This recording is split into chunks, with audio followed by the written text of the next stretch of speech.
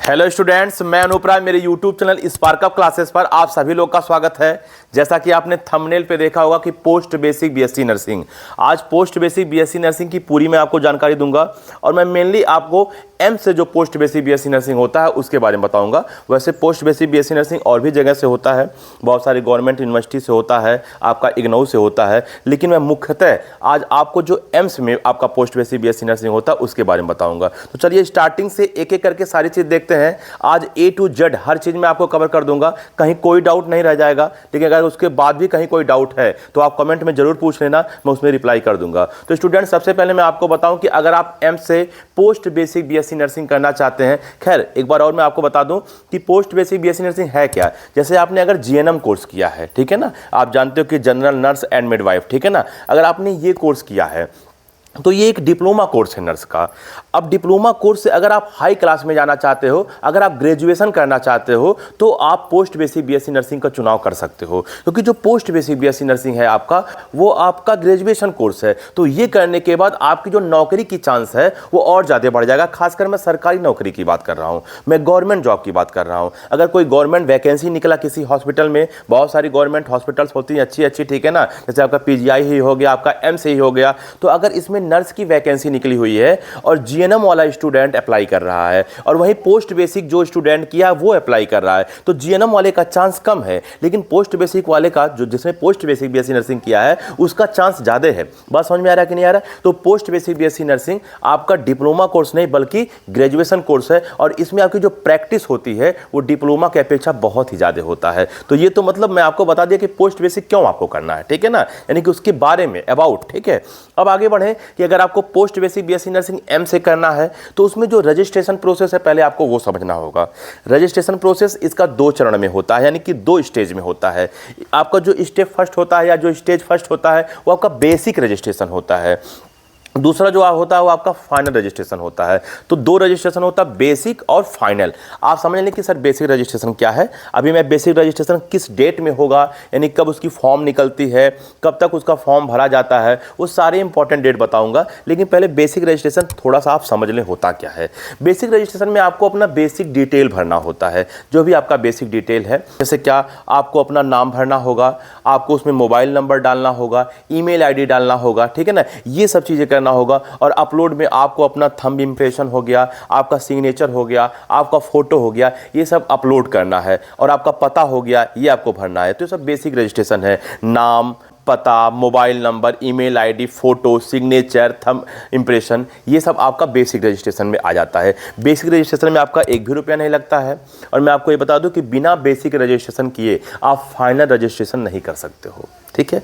जब तक आप बेसिक रजिस्ट्रेशन नहीं करोगे तो आप फाइनल रजिस्ट्रेशन नहीं कर सकते हो।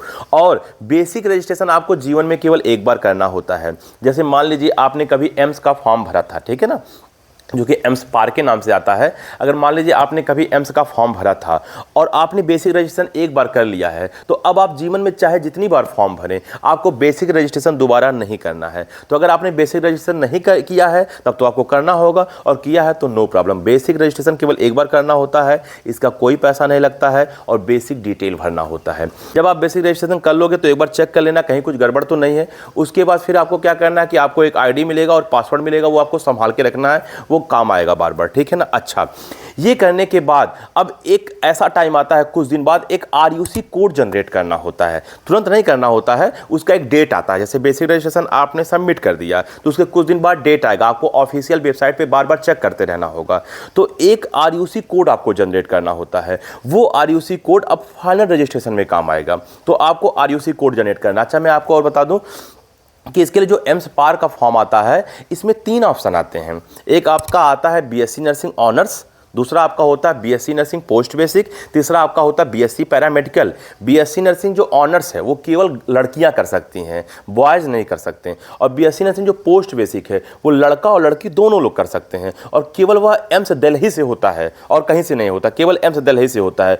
और बीएससी पैरामेडिकल लड़की और लड़का दोनों कर सकते हैं। तो उसमें 3 ऑप्शन होता है। अब आपकी मर्जी, हो सकता है आप तीनों फॉर्म भरो, हो सकता है आप सोचे कि ये भी भर दूं, ये भी भर दूं, ये भी भर दूं, इनका एग्जाम अलग अलग डेट को होगा। आपने भर दिया, क्यों भर दिया? क्योंकि आपने सोचा किसी में भी अगर हो गया, अगर मेरा नर्सिंग वाला हो गया पोस्ट बेसिक वाला तो मैं उसमें एडमिशन ले लूंगा, ठीक है ना। अगर हमारा ऑनर्स वाला हो गया तो उसमें एडमिशन ले लूंगा, पैरामेडिकल वाला हो गया तो उसमें एडमिशन ले लूंगा। तो अपनी सिक्योरिटी के लिए कभी कभी स्टूडेंट तीनों फॉर्म भर देते हैं। लेकिन हाँ, अगर आप तीनों फॉर्म भर रहे हो, ठीक है, तो आपको 3 बार आरयूसी कोड जनरेट करना होगा। पोस्ट बेसिक के लिए आपका अलग आरयूसी कोड जनरेट होगा, ऑनर्स के लिए अलग आरयूसी कोड जनरेट होगा, और आपका पैरामेडिकल के लिए अलग आरयूसी कोड जनरेट होगा। और जब आपका फाइनल रजिस्ट्रेशन होगा तो उसी हिसाब से आपको ये जो आरयूसी कोड है उसमें आपका आवश्यकता पड़ेगा। बात समझ में आ रहा है कि नहीं आ रहा? खैर, हम लोग इतने समय ऑनर्स और पैरामेडिकल की बात नहीं कर रहे हैं, हम लोग इतने समय किसकी बात कर रहे हैं? केवल हम पोस्ट बेसिक की बात कर रहे हैं। वैसे ऑनर्स और पैरामेडिकल वाला वीडियो मैंने इसमें बना दिया, आप ये वाली वीडियो देख सकते हो। इस वीडियो का लिंक वीडियो के लास्ट में आपको मिल जाएगा, जहां थैंक यू फॉर वाचिंग लिखाता है, और इसी वीडियो के आपको डिस्क्रिप्शन में मिल जाएगा, वहां के थ्रू आप देख सकते हो पूरी की पूरी वीडियो। इसमें मैंने ऑनर्स के लिए और मैंने बीएससी पैरामेडिकल के लिए पूरी डिटेल बताया है। और इसी वीडियो में मैंने कहा था कि अगर आपको पोस्ट बेसिक पे चाहिए तो आप कमेंट करो। तो स्टूडेंट ने कमेंट किया कि सर हमको पोस्ट बेसिक पर डिटेल वीडियो चाहिए, तो मैं बना रहा हूं, ठीक है। अच्छा स्टूडेंट, आगे बढ़े, ठीक है ना। तो बेसिक रजिस्ट्रेशन आपको समझ में आ गया कि आपको बेसिक डिटेल भरनी है, ठीक है ना। उसके बाद आपको एक आईडी पासवर्ड मिलेगा जो कि आपको आवश्यकता पड़ेगा। कुछ दिन बाद एक डेट आएगा, आपको आरयूसी कोड जनरेट करना होगा। अब बारी आई फाइनल रजिस्ट्रेशन की। अब फाइनल रजिस्ट्रेशन में थोड़ा लंबा प्रोसेस है, उसमें आपको सारी चीजें भरनी होगी। जैसे आपका नाम भरना होगा, माता पिता का नाम भरना होगा, पता भरना होगा, मोबाइल नंबर देना होगा, ईमेल आईडी देना होगा, फोटो देना होगा, कैटेगरी सर्टिफिकेट आपको अपलोड करना होगा, थंब इंप्रेशन आपको अपलोड करना होगा, सिग्नेचर आपको अपलोड करना होगा, और भी उससे रिलेटेड जितनी भी वो डॉक्यूमेंट्स मांगेगा आपको सारी चीजें अपलोड करना होगा।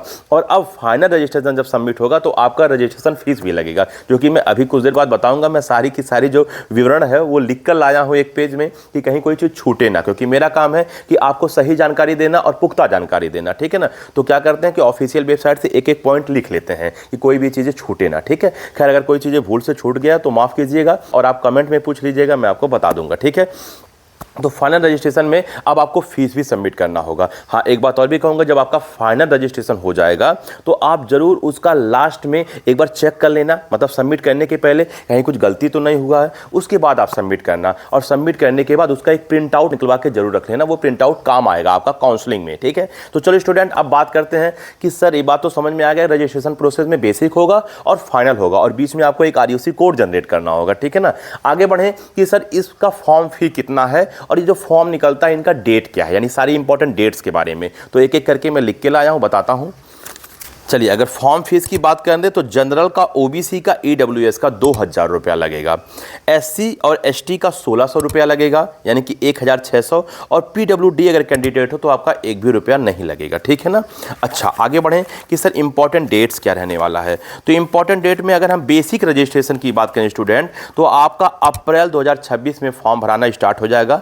अप्रैल 2026 के सेकेंड वीक से इसका फॉर्म भराना स्टार्ट हो जाएगा। वैसे अगर डेट आगे पीछे हो गया तो माफ़ कीजिएगा, बट ये यही एक्सपेक्टेशन है कि आपका अप्रैल 2026 में स्टार्ट हो जाएगा, और ये फॉर्म आपका मई 2026 के पहले या दूसरे वीक तक भराएगा, ठीक है। यानी कि मई तक भराएगा, मान के चलो मई के दूसरे वीक तक भराएगा, ठीक है ना। यानी 1 महीने का पूरा टाइम रहेगा आपके पास बेसिक रजिस्ट्रेशन करने के लिए। अच्छा, अब बेसिक रजिस्ट्रेशन के बाद मैंने आपको बताया था कि अगर जब बेसिक रजिस्ट्रेशन आप सबमिट कर दोगे तो उसके बाद आपको एक आरयूसी कोड वाला डेट आएगा। तो देखो, आरयूसी कोड और जो फाइनल रजिस्ट्रेशन वाला डेट है वो आपका अप्रैल लास्ट से स्टार्ट होता है और आपका मई के मध्य तक चलता है, ठीक है ना। यानी कि अप्रैल के लास्ट से स्टार्ट होगा और आपके मई के मध्य तक चलेगा।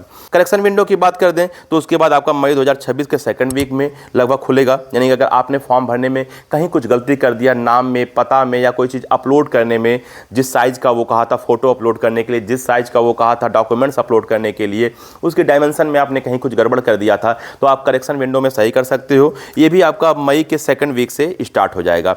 एडमिट कार्ड आपका जून के पहले वीक में आपका आ जाएगा, और एग्जाम डेट आप मान के चलिए कि 14 जून को आपका होगा। तो ये एग्जाम डेट हो गया, और मैंने आपको फॉर्म फीस तो बताया ही बताया। स्टूडेंट, अगर हम बात करें सर टोटल सीट इसमें कितना है, तो स्टूडेंट इसमें टोटल सीट आपका 50 है, केवल 50 सीट होता है।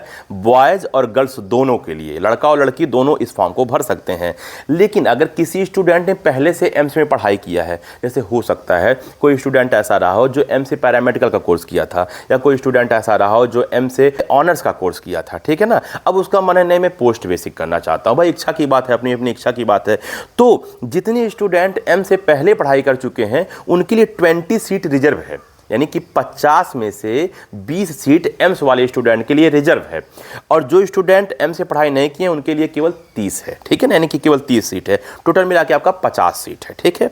अच्छा, आगे बढ़ें कि सर इस कोर्स का ड्यूरेशन क्या होगा। तो इस कोर्स की जो ड्यूरेशन है आपका 2 साल का है, ठीक है ना। मैंने बोला कि अगर डिप्लोमा के बाद जो जीएनएम कोर्स किए हो उसके अगर आप ऊपर ग्रेजुएशन का कोर्स करना चाहते हो जिससे आपको अच्छी नौकरी मिल सके, गवर्नमेंट जॉब मिल सके, ठीक है ना, तो आप ये कोर्स करिए। 2 साल का ये कोर्स होगा, ठीक है।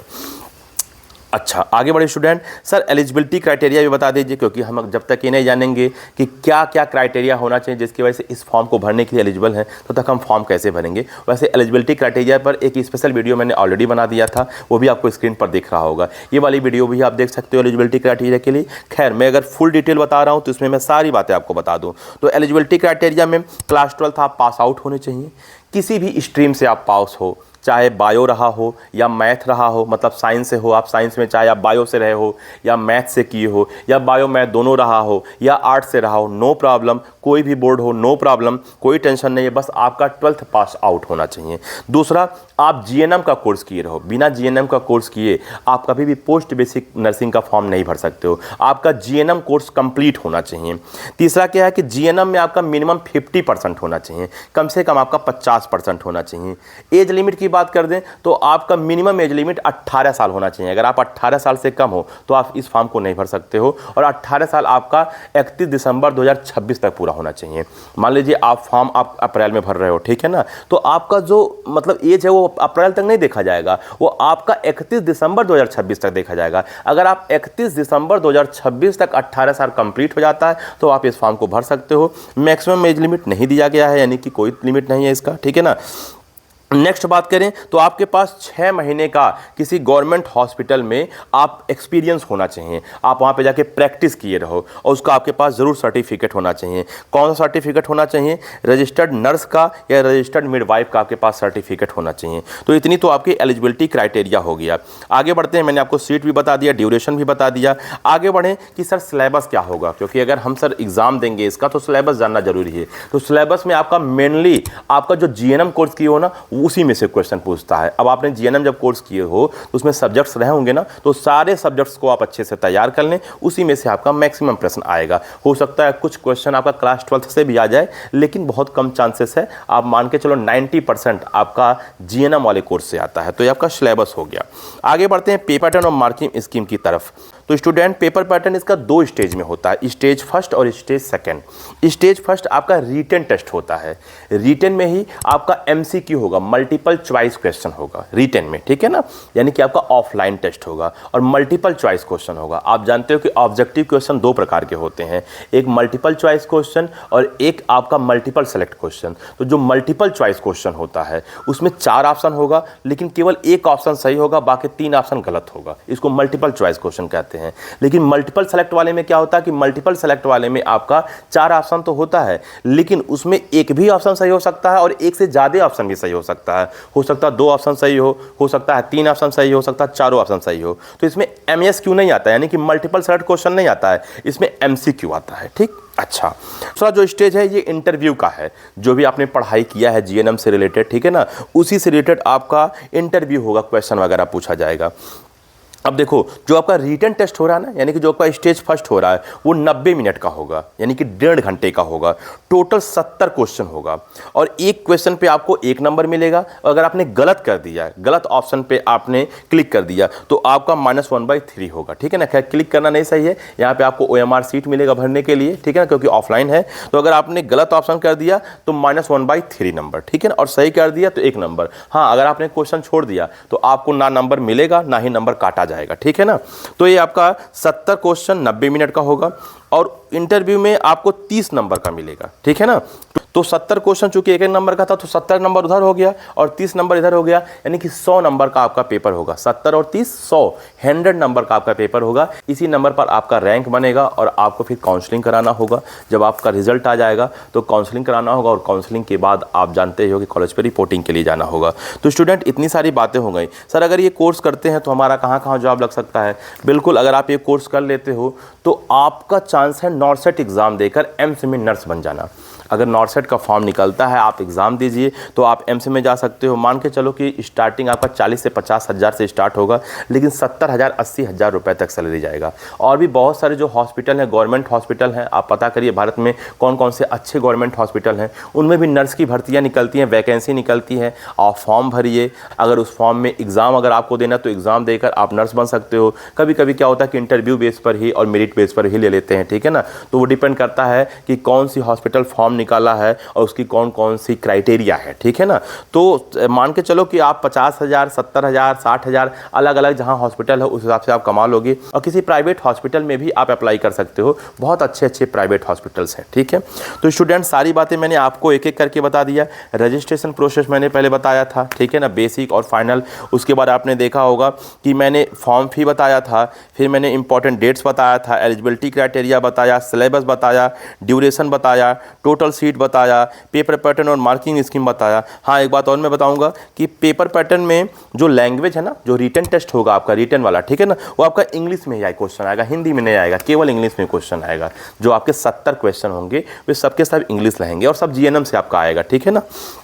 तो इंग्लिश में होगा। स्टूडेंट 1 to ऑल जितनी भी सारी चीज़ें थी मैंने बता दिया, अब तो कुछ छूटा नहीं है। तो ठीक है स्टूडेंट, इसी प्रकार से अगर आपको कुछ और भी वीडियो चाहिए तो आप बिल्कुल कमेंट करो। आपको जिस पर भी आपको वीडियो चाहिए आप कमेंट करो, उस पर वीडियो बनाया जाएगा। अगर आपको एमएनएस के बारे में जानना है, पूरी डिटेल अगर आपको चाहिए तो आप कमेंट करो, मैं एमएनएस 2026 की पूरी डिटेल बना दूंगा, ठीक है। तो ठीक है स्टूडेंट, इस वीडियो में इतना ही। हाँ, आप लोगों से एक बात और भी कहना था कि अगर आपको हम लोगों से कॉल पर बात करना है, मान लीजिए कोई डाउट है काउंसलिंग से रिलेटेड, एग्जाम से रिलेटेड या आपके कैरियर से रिलेटेड, अगर आपको कोई डाउट है और आप चाहते हो कि आप हम लोगों से पूरी डाउट सॉल्व कराओ फ़ोन पर बात करके, तो बिल्कुल आप कर सकते हो। एक नंबर आपको दिख रहा होगा 8957391589। आप इस पर व्हाट्सएप मैसेज करें और आपका जो डाउट है वो डाउट लिख कर भेजें।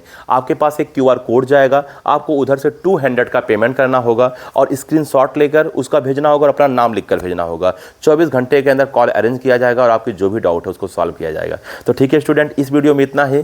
मिलते हैं अगले वीडियो में, तब तक के लिए जय हिंद।